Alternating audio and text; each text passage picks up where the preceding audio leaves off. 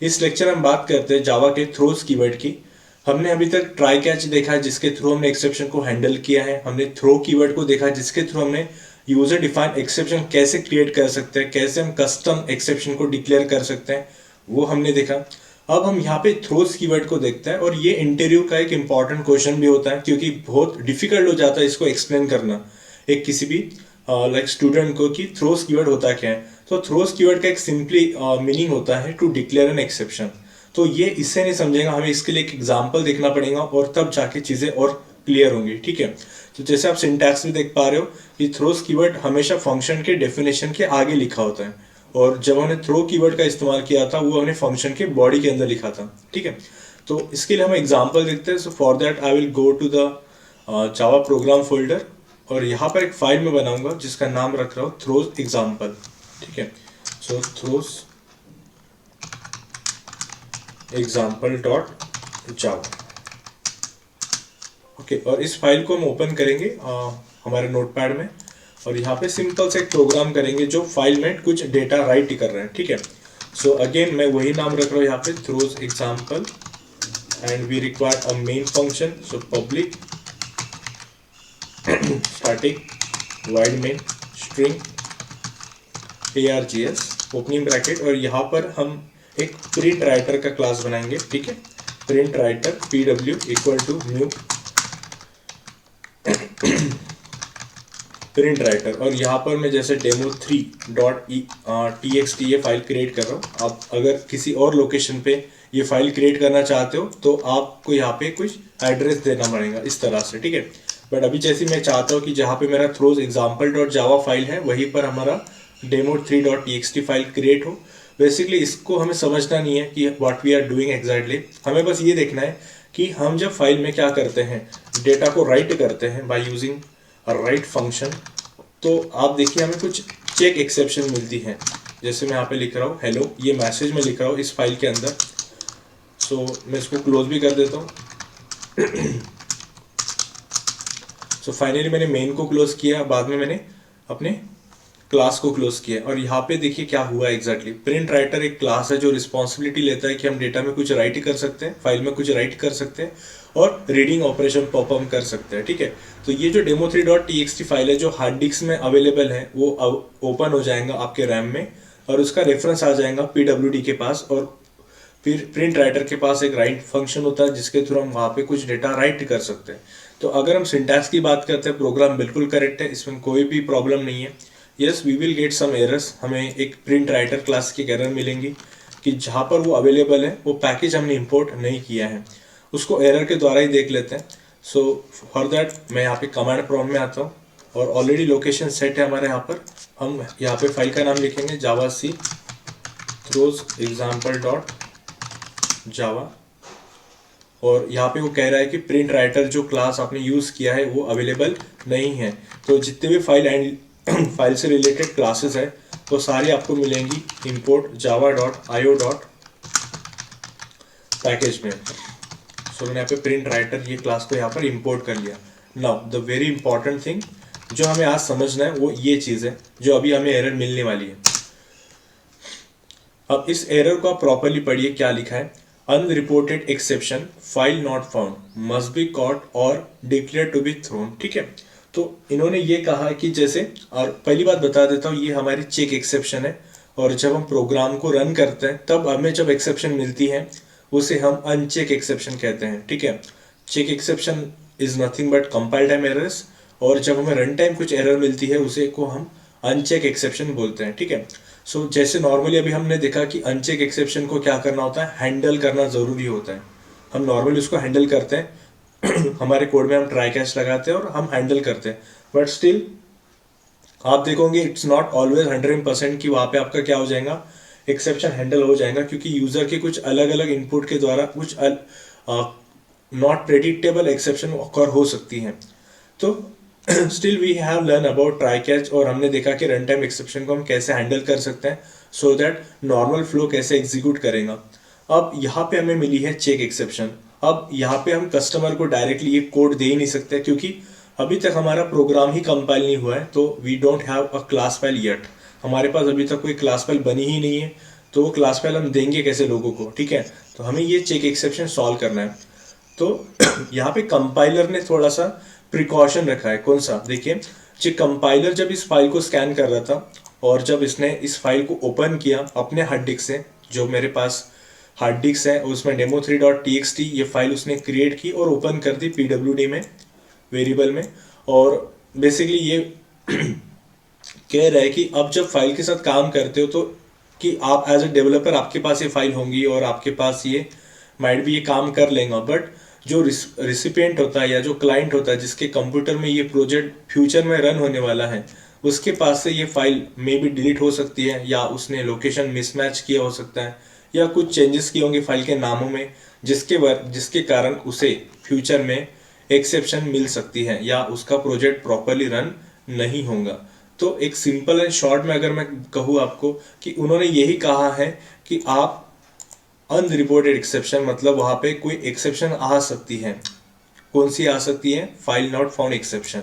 एक तो आप उसे क्या कर दीजिए, कॉड कर दीजिए, मतलब आप उसे हैंडल कर दीजिए ट्राई और कैच लगाकर, या फिर आप उसे डिक्लेयर टू बी थ्रोन कर दीजिए। अब मैं आपको एकदम सिंपल सा एग्जांपल दे रहा हूँ, देखिए कैसा होता है। अब इमेजिन करिए यहाँ पे बहुत सारा कोड है, ऐसे हमारे पास कुछ तो भी 50 लाइन का कुछ कोड है, मैं यहाँ पे लिखता हूँ 50 लाइन का हमारे पास कोड है। मैं एक डेवलपर हूँ और मैं डिसाइड कर रहा हूँ कि जैसे ये जो मेरा 50 लाइन का कोड है वो पूरा का पूरा डिपेंडेंट है किस पे डिपेंडेंट है, इस फाइल पर डिपेंडेंट है।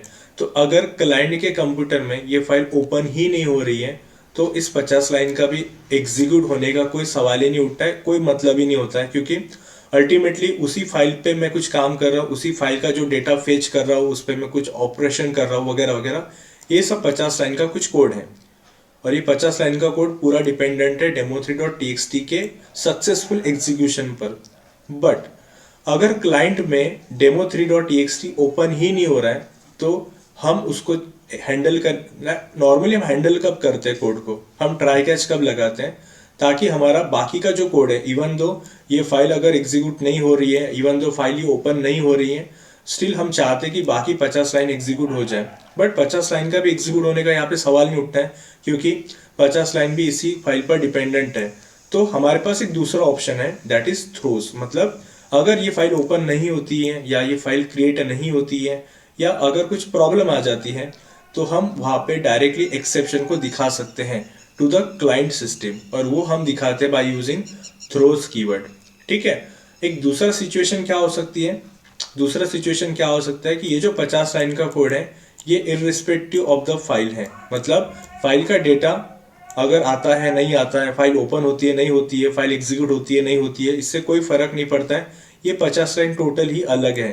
तो इस केस में हम एज ए डेवलपर कोशिश करेंगे कि अगर ये फाइल अगर ओपन नहीं भी होती है तो हम बाकी का 50 लाइन क्या करेंगे, एग्जीक्यूट करने की कोशिश करेंगे, और ये होता है by using try and catch block. मतलब इफ यू वांट कि ये 50 लाइन एग्जीक्यूट हो जाए तो हमें ट्राई और कैच लगा के इसे हैंडल करना चाहिए as a developer responsibility. But अगर मैं एक डेवलपर हूं और मैं देख रहा हूं कि 50 लाइन टोटली डिपेंडेंट फाइल पर है तो मैं कोशिश करूंगा कि उसे बाकी का 50 लाइन भी ना दिखे, मतलब मैं यहाँ पे एक्सेप्शन को थ्रोज करवाऊंगा, और ये होता है by using throws keyword. Exception को डिक्लेयर करने के लिए हम यूज करते हैं थ्रोज कीवर्ड और एक्सेप्शन को हैंडल करने के लिए हम यूज करते हैं ट्राई और कैच। तो क्योंकि हमने एक थ्रोज मतलब ट्राई और कैच हमने बहुत बार यूज किया है तो हमें इसके बारे में पता है। ठीक है, मतलब हम ट्राई और कैच कैसे यूज करते हैं, लाइक मैं बता देता हूँ, मैं एग्जीक्यूट नहीं करूंगा बट बता देता हूँ। जैसे यहाँ पे हम ट्राई लगा सकते हैं पूरे कोड को, और इसके ही नीचे क्योंकि हमें पता है कैच कहाँ पे स्टार्ट होता है, जैसे ही आपका ट्राई खत्म होता है वहीं पे हम फाइल नॉट फाउंड एक्सेप्शन का एक ऑब्जेक्ट बनाएंगे, और आप एक कस्टम मैसेज यहाँ पे लिख सकते हो कि file is not present something. और अगर आप देखोगे अगर कहीं भविष्य में क्लाइंट के कंप्यूटर में इस पर्टिकुलर कोड में कहीं मिस्टेक हो जाती है या कोई प्रॉब्लम हो जाती है, फाइल क्रिएट नहीं होती है या स्टैक रिसोर्सेज फुल हो जाते हैं, तो फिर आपका ये कैच ब्लॉक चलेगा। And because of that what happen, अगर कैच चल गया तो क्या हो जाएगा, यहाँ पर अगर आपका XYZ कुछ कोड होगा तो वो भी आपका क्या हो जाएगा, एग्जीक्यूट हो जाएगा। So this is the one situation we know that.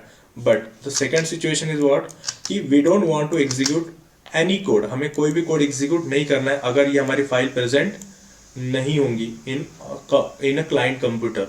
तो हम यहाँ पे फंक्शन के डेफिनेशन के आगे, जैसे आप देख पा रहे हो, फंक्शन का नाम जहाँ पे होता है उसके आगे हम थ्रोस कीवर्ड लगाएंगे, थ्रोस कीवर्ड लगाएंगे। और एक्सेप्शन का नाम कौन सा लिखेंगे, आप जैसे देख पा रहे हैं यहाँ पे ये एक्सेप्शन आ सकती है तो आप इसी का नाम लिख सकते हो, या फिर इसका जो पेरेंट क्लास है आईओ एक्सेप्शन वो भी आप यूज कर सकते हो। मैं यहाँ पे यूज कर रहा हूँ फाइल नॉट फाउंड एक्सेप्शन, ठीक है, throws file not found exception. अब हमें एक वापस एरर मिलेंगी, कौन सी, वेरी इजी, हमने एक और क्लास का यहाँ पे यूज किया है that is file not found exception, और ये भी मिलेगा आपको आईओ पैकेज के अंदर। किस पैकेज के अंदर, आईओ पैकेज के अंदर, जिसको हमने इंपोर्ट नहीं किया है। तो जैसे मैं कंपाइल करता हूँ, ये देखिए फाइल नॉट फाउंड एक्सेप्शन हमें क्या मिल रही है, एरर मिल रही है। तो इसको भी हम इंपोर्ट कर लेंगे, यहाँ पर इंपोर्ट लिखेंगे, जावा लिखेंगे .io और फाइल नॉट फाउंड एक्सेप्शन। आप चाहो तो यहाँ पर क्या कर सकते थे, आप कुछ ऐसा लिख सकते थे, import java.io.start, ठीक है। तो इससे क्या हो जाएगा, आपके जितनी भी क्लासेस होती है आईओ पैकेज के अंदर वो सारी की सारी एक ही साथ इंपोर्ट हो जाएंगी। बट ये मैं रिकमेंड हमेशा नहीं करता हूँ, इससे क्या होता है स्पीड आपकी कम हो जाएगी प्रोग्राम की। सो आप स्टेप बाय स्टेप जो भी आपको ज़रूरत पड़ती है उसे आप इंपोर्ट करिए। सो कंपाइल करते हैं और अब देखते हैं क्या एरर हमें मिलती है या नहीं मिलती है। कंपाइल करते हैं तो कोई भी एरर नहीं है, रन करेंगे। क्लास का नाम भी मैंने थ्रोज एग्जाम्पल ही रखा है। और अब अगर मैं आके देखता हूँ हमारे एक्सप्लोरर पे, हमारा एक्सप्लोरर पे हम आते हैं और यहाँ पे देखेंगे demo3.exe ओपन हुआ है और यहाँ पर हेलो डेटा भी लिखकर आ चुका है।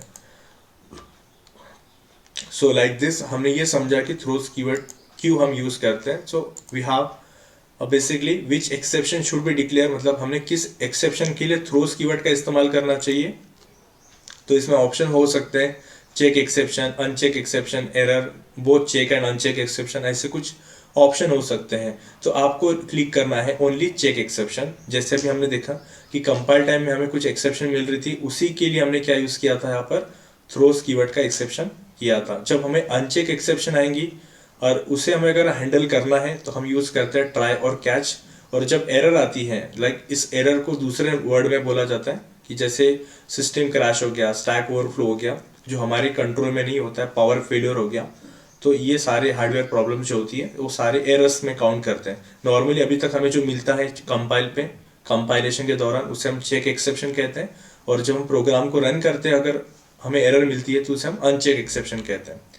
सो थ्रोज कीवर्ड का इस्तेमाल किया जाता है किस लिए, if as a developer I don't want to handle the exception but want to show the exception कि किस तरह के एक्सेप्शन आई है टू द यूजर, ताकि बाकी का कोड एग्जीक्यूट ना हो, और वो होता है by using throws keyword. So basically ये थ्रोज कीवर्ड एक इंपॉर्टेंट टॉपिक है। नॉर्मली जब भी हम थर्ड पार्टी या डेटाबेस या फाइल के साथ काम करते हैं हमें हमेशा थ्रोज कीवर्ड फंक्शन डेफिनेशन के आगे लगाना ही होता है, ठीक है।